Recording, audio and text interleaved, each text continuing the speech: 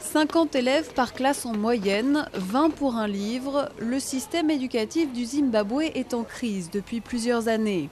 En 2008, les élèves des établissements publics n'ont eu que 50 jours d'école. Cette année-là, 20 000 professeurs ont quitté le Zimbabwe pour l'Afrique du Sud ou le Botswana, où les salaires sont plus attractifs. Certains parents ou associations ont donc décidé de créer leurs propres écoles privées.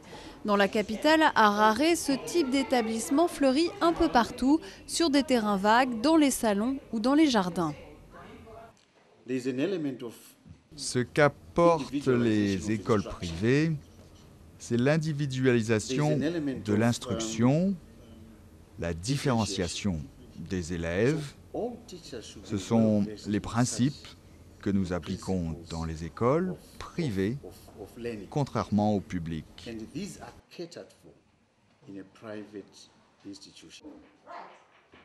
Face au manque de moyens, le gouvernement n'a souvent pas d'autre choix que d'accepter la concurrence des écoles privées.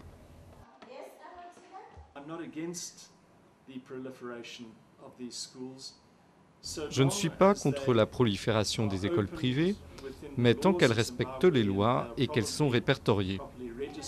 Ainsi, nous pouvons nous assurer que des standards minimums sont respectés.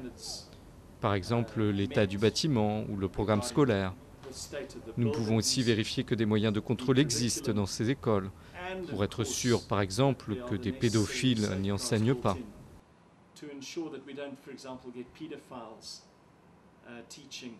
Un contrôle essentiel donc, mais là encore, l'argent manque. Les problèmes que nous avons depuis quelques années, c'est que nous n'avons pas les ressources nécessaires pour contrôler ces écoles. Nous n'avons pas de véhicules pour nous déplacer, ni de budget pour l'essence. Depuis la formation du gouvernement d'unité nationale l'année dernière, l'éducation s'est légèrement améliorée et les salaires des professeurs ont augmenté à 150 $ par mois.